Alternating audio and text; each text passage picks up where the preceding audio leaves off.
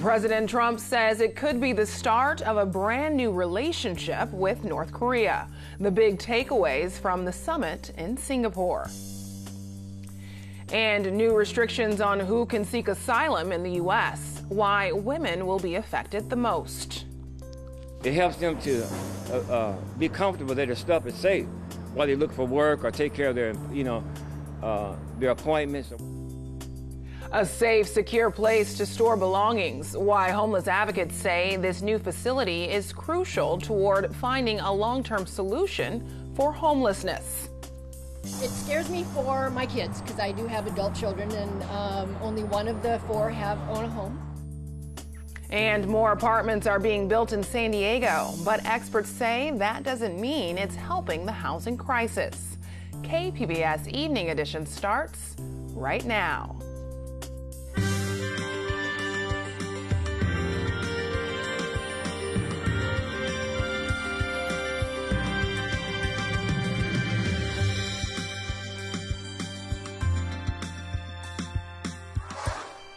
Good evening, and thanks for joining us. I'm Ebony Monet. President Donald Trump is traveling back to the White House tonight following the Singapore summit. He says an agreement with North Korea's leader to work towards an end to the country's nuclear program has been reached. The meeting between the two leaders included a signing ceremony. The document calls for the denuclearization of the Korean peninsula and to promote mutual confidence building. North Korea granted some concessions to the U.S., including the return of remains of those killed in the Korean War. After the meeting, President Trump held a press conference and answered questions about North Korea's record on human rights, concessions made by the U.S. in these negotiations, and the likelihood of more meetings. The man you met today, Kim Jong-un, as you know, has killed family members, has starved his own people, is responsible for the death of Otto Warmbier. Why are you so comfortable calling him very talented? Well, he is very talented. Anybody that takes over a situation like he did at 26 years of age and is able to run it and run it tough. I don't say he was nice or I don't say anything about it. He ran it. Very few people at that age, you can take 1 out of 10,000 probably couldn't do it. Otto Warmbier is a very special person, and he will be for a long time in my life. His parents are good friends of mine. I think without Otto, this would not have happened. Something happened from that day. It was a terrible thing. It was brutal. But a lot of people started to focus on what was going on, including North Korea. I really think that Otto is someone who did not die in vain. I told this to his parents. We have right now 32,000 soldiers in South Korea. And I'd like to be able to bring them back home, but that's not part of the equation right now. At some point, I hope it will be, but not right now. We will be stopping the war games, which will save us a tremendous amount of money, unless and until we see that the future negotiation is not going along like it should. Did you touch on the issue of peace treaty, and also will you travel to Pyongyang anytime soon? Well, at a certain time, I will. I said that will be a day that I look very much forward to at the appropriate time. And I also will be inviting Chairman Kim at the appropriate time to the White House. I think it's really going to be something that will be very important. And he has accepted. I said at the appropriate time. We want to go a little bit further down the road. I noticed that some of the people were saying that the president has agreed to meet. He has given up so much. I gave up nothing. I'm here. I haven't slept in 25 hours, but I thought it was appropriate to do because we've been negotiating for literally round the clock with them and with us and with John and with Mike and a whole team of very talented people. But we haven't given up anything other than you're right. I agreed to meet. And I think the meeting was every bit as good for the United States as it was for North Korea. More coverage and analysis of the Singapore summit can be seen on PBS NewsHour tonight at 7 and at kpbs.org. John Cox says President Donald Trump plans to come to California to support his campaign. Cox, a Republican businessman from Rancho Santa Fe, finished in second place in last week's primary. Campaign staff told the LA Times nothing is confirmed yet for a Trump visit, only that he has expressed interest. President Trump visited San Diego a few months ago to view border wall prototypes. A decision this week by Attorney General Jeff Sessions will likely impact the majority of asylum seekers who come to the San Ysidro port of entry. Sessions says people who suffer domestic or gang violence no longer have the right to asylum in the U.S. KPBS Frontiers reporter John Carreyrou has the story. People can apply for asylum if they're being persecuted for things like their race, politics, or membership in a particular social group. The social group category has long included people fleeing gangs and recently expanded to offer protection to women fleeing systematic gender violence. But in a ruling this week, Sessions said that's too broad. Ev Mead of the University of San Diego says his decision represents a major departure and will affect most asylum seekers arriving at the border. Anybody who's been observing Central America and Mexico right now and who's talked to refugees and potential asylum seekers would tell you that that's pretty much all of the claims from Mexico and Central America. The vast majority of them are not about government persecution. They're about persecution by these criminal actors, often in cahoots with the government. He says the ruling will disproportionately affect women because it overturned a 2016 decision extending protections to victims of spousal abuse. In his decision, Sessions wrote that just as the U.S. can't protect all its citizens from crime, it can't offer perfect protection for people abroad. John Carreyrou, KPBS News. The San Diego City Council has approved a nearly $4 billion spending plan for the fiscal year that starts July 1st. Council members restored funding to some popular programs that the mayor wanted to cut, including tree trimming and graffiti abatement. Budget Committee Chairwoman Barbara Bree again brought up concerns over the mayor's homeless tent shelter program, which has been eating up millions that she says could otherwise go to affordable housing. And I have also asked that we see in one place what the total costs of operating the tents and other homeless services are so that we really honestly understand exactly what we're spending and the choices that we're making. Last month, the council approved $2.5 million for the 3 tent shelters, keeping them open through September. It may just be a storage facility, but homeless advocates say it brings peace of mind for those living on the streets. As Matt Hoffman reports, the city is about to open a new facility that could be a starting point for those seeking even greater help. Could all of your belongings fit into a 45-gallon storage bin? It's a resource that city leaders are hoping will help people living on the streets. I need somewhere to put my stuff. I don't like pushing the grocery bags. I have arthritis. Gia Lawton says she has been homeless here since 2006, and safe storage is a constant challenge. We need room to put our clothes, we need room to put our medicine, we need room to put this, that, and the other. Lawton says when her mom died a year ago, she was not able to keep items that had sentimental value to her. I lost all my mother's things, and the very, very important things, like my brother's jacket, my dad's cufflinks. You know, that's where I could put the important stuff, my important paperwork, you know, because there's everybody else still for me out here. I don't have anywhere to put my stuff. This new storage center is able to securely house up to 500 people's belongings. It's similar to an outside storage facility on 16th Street. It helps them to be comfortable that their stuff is safe while they look for work or take care of their, their appointments. Danny McCrae used to be homeless and now manages this storage center that accommodates around 400 people. He says they have a waiting list with over 150 people who are looking for storage. It's not just to keep stuff, just to get it out the way. It's to encourage you to go to the next step, and that's to try to get housing or affordable housing. The new storage facility will have homeless outreach workers on staff helping people connect with resources. So you got to constantly, continuously to remind them that you're transitional. You're trying to get a better life. Matt Hoffman, KPBS News.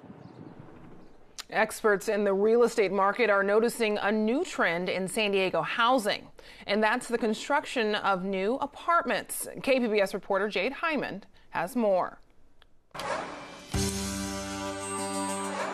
Hey, it's hard to miss all of the new construction going on in downtown, most of it apartment buildings. But what does that mean for the housing market in San Diego? The apartments are going up. The question is, will prices come down? Either way, it's good news. The more units, the more supply to try to fulfill that demand. But in this case, what's good for demand may not be good for the wallet. Dana Kuhn, a San Diego State real estate lecturer, says for now, housing prices will still remain high. New construction is mainly high-end apartments and high-rise buildings. The need for affordable housing is going up faster than these rentals. It scares me for my kids because I do have adult children, and only one of the four own a home. And the other three, I'm sure, would love to own a home, and the prices are just exorbitant. So I think, oh no, are they ever going to have to leave the city to ever achieve that, goal that is the American dream? A construction report referenced in a recent San Diego Union Tribune article says residential construction in San Diego County doubled in the first 3 months of 2018. Kuhn says even with those recent numbers, the pace is still too slow to meet the current demand for affordable housing. So for some, that American dream may be delayed, but not dismissed. If we have enough competition in those upper echelons of rental product, then I think there will open the door for more affordable housing to be built as well. Jade Hyman, KPBS News. It's progress for a plan that could ultimately lead to the expansion of the San Diego Convention Center. Last week, a three-way agreement was announced between the city, Port of San Diego, and Fifth Avenue Landing. Port commissioners formally approved the plan this afternoon, and the city council did the same a short time ago. This is just one step in a plan that requires a voter-approved increase of the hotel tax. The weather is expected to cool down a bit by the end of the week. Erin Calandra has details in tonight's forecast. Hopefully you had a great day today. The weather was really pretty nice. We do have those clouds building up along the coast overnight and lasting into the afternoon, but by the evening, well, we certainly do have plenty of sunshine, great conditions, and it's staying nice and sunny in those interior areas as well. Now, as far as the big picture, the southwest is looking good, but this weekend we are going to see some changes. We have Hurricane Bud, a Category 3, spinning around off the coast of Mexico. The moisture from Bud is going to shoot to the north, and we're going to see a lot of moisture going through Arizona and the Four Corners. Now, this part of the country is in an exceptional drought, so this is going to be some great news for them. Now, for us, though, that moisture, it's going to stay to the east of us, so we're going to stay dry. We're not really going to have much of an influence of Bud, but that is good news, though, for the southwest. So here we are for tonight, 63 degrees, partly cloudy, and Oceanside coming in at 58, Ramona 55, Borrego Springs tonight 76 degrees. Tomorrow, Borrego Springs cooking in the triple digits, as it typically is this time of year. Ramona a bit warm at 93, Chula Vista 76, and Oceanside right at 78 degrees. Now, by the end of this week, it is going to start to cool down.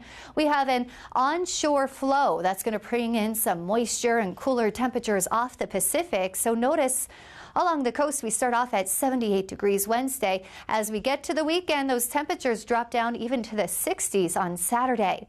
The interior areas, we start off around 90 Wednesday, drop down to those low 70s, so very comfortable conditions. And in the mountains, we're going to be in the 60s. The deserts going from those triple digits to the mid-90s. Still sounds pretty hot, but that is certainly a nice break for them. For KPBS News, I'm Erin Calandra. Ebony, back to you. Our media partner, iNewsSource, wanted to know how San Diego's older buildings would stand up to the next big quake. So they took a tour with geologist Pat Abbott and answered readers' questions. We have a question about, basically, largely about the results of the UC San Diego, their giant shaker table out there at Miramar. They literally construct whole buildings to scale or even to actual size. And with seismograms, the records of past earthquakes, you can literally shake these structures to see how they would behave in actual historical earthquakes. So this is very expensive, time-consuming work, but it's extremely valuable work.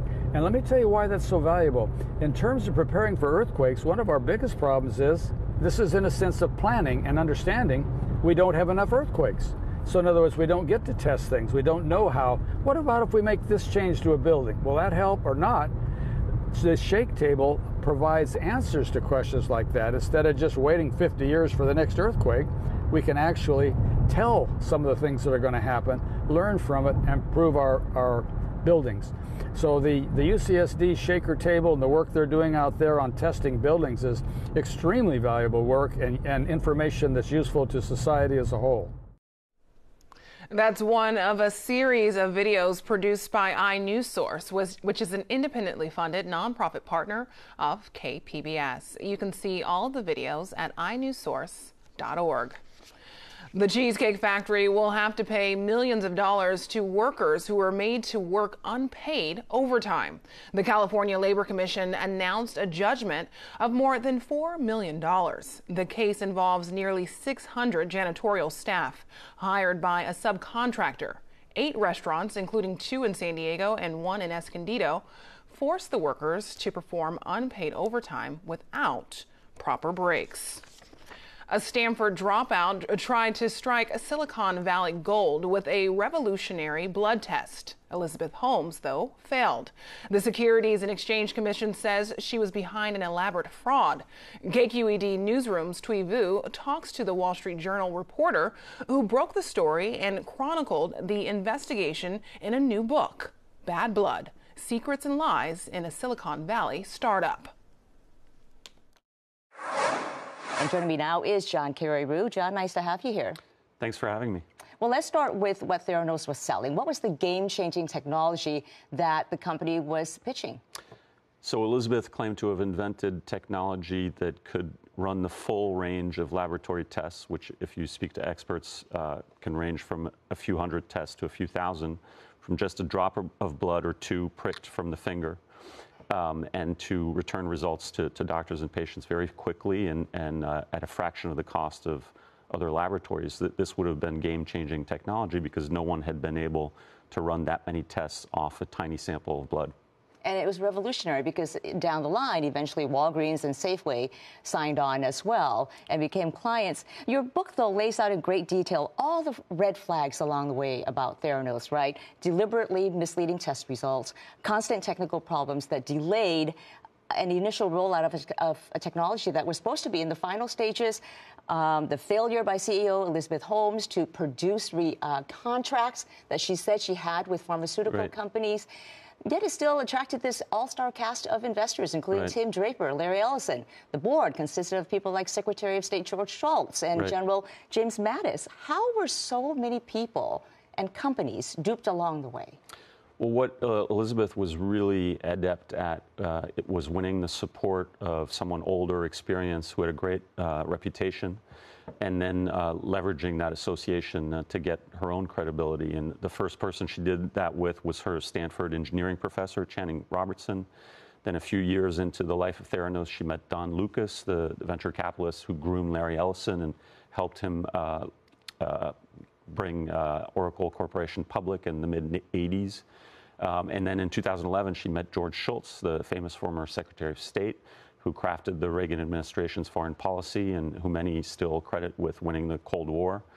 And what many people don't know about George Shultz is that he's passionate about science. His house is right off the Stanford campus. And when he met Elizabeth, he was wowed with her claims about what her technology could do and quickly agreed to join her board and then introduced her to his buddies at the Hoover Institution, which is a think tank housed on the Stanford campus. And that's how she came to meet the likes of Henry Kissinger and Sam Nunn and Bill Frist, Bill Perry, et cetera. And they soon joined the board, too. And was timing also a factor in all this? Because right around 2010, we see Facebook rising. We see Twitter being very popular. Investors were basically looking for the next unicorn startup, and there's Theranos. Right. And, money was gushing into the Valley because, in large part, we'd had the Great Recession in 2008, 2009, and the Federal Reserve had lowered interest rates. And so traditional investments like bonds no longer returned good money, and so investors went looking for higher returns elsewhere. Silicon Valley became the gold rush. The valley became the gold rush, and one of the companies that seemed so promising was Theranos. And in late 2013, early 2014, the company achieved a valuation of more than $9 billion. And Elizabeth Holmes had managed to keep half of the equity, so she was worth almost $5 billion.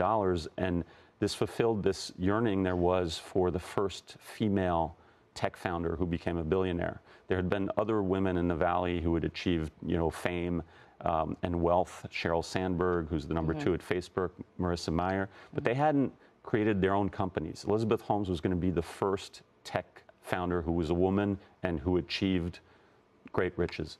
And we just have a little bit of time remaining, but you say in your book that this is the biggest corporate fraud since Enron. What do you think is the biggest lesson to learn from this? Well, Enron was a bigger company, certainly, and more money was involved. It was the 7th largest U.S. company at the time. Theranos is obviously just a startup, albeit a startup that attracted nearly $1 billion in investing, $1 billion that went poof. But the most egregious part of the Theranos scandal is the way the company was cavalier about putting patients in harm's way. And I, in the course of my reporting, came across more than a dozen cases of patients who had very questionable test results and who had health scares, and whether or not anyone was harmed is still an open question. And I think the big lesson is that you can't employ the Silicon Valley vaporware, fake it till you make it playbook in the realm of medicine. When you're there are lives at stake. There are lives at stake. Yeah. All right, John Carreyrou, author of Bad Blood, thank you for being here. Thanks for having me. I'm Judy Woodruff. Tonight on the NewsHour, will North Korea dismantle its nuclear program? That's the question after an historic summit between President Trump and Kim Jong-un. Coming up at 7 after Evening Edition on KPBS. The mega merger between AT&T and Time Warner is moving forward. This afternoon, a federal judge ruled the $85 billion deal does not violate any antitrust laws. AT&T, a major cable and internet provider, will soon own media brands like CNN and HBO that fall under the Time Warner umbrella. Media analysts say this ruling will likely lead to more consolidation. California lawmakers are trying to protect net neutrality, but not everyone supports the plan. Critics of the bill demonstrated today outside the Capitol. They say the current proposal would impact certain rules on smartphone data and ultimately lead to higher bills for millions of Californians. They're on fixed budget. When you talk seniors and you talk disadvantaged communities, they need to stay in contact and be able to communicate with whoever. And I mean, $30 to $40 a month is a lot of money. Earlier this year, the FCC decided to roll back so-called net neutrality rules that were passed under President Obama. The changes were formally enacted yesterday. The California bill would reimpose net neutrality statewide and ban service providers from regulating internet traffic. More people are using Vimo to make payments, and a popular feature of the online service is the public news feed. From Marketplace Tech, Molly Wood explains what all the data could reveal about users. Hey, I'm Molly Wood, host of Marketplace Tech, here with a little update on Venmo, owned by PayPal. You know, the best and most fun and coolest payments app out there, which is growing like wildfire. Venmo usage was up 97% in 2017 compared to the year before. It has banks and other payment apps on the run. In fact, the big banks just launched Zelle to try to compete. But they're missing Venmo's secret sauce, the payment news feed. We've got kisses, dog emoji plus bowl emoji. I get it, it's because it's dog food. Cat litter, sushi, babysitting, Black Panther tickets. Something about chicken and basketball and cars. Whole bunch of food-related emojis. Weed, gondola galentines. Oh, this is me. Actually, I have money. Just hang on a quick sec. Obviously, people are enjoying this social network part of it. Just know that this is a lot of data. Aaron Khanna is a computer science student at Harvard. He actually wrote a little Chrome extension to track transactions and show us all how much data Venmo is collecting.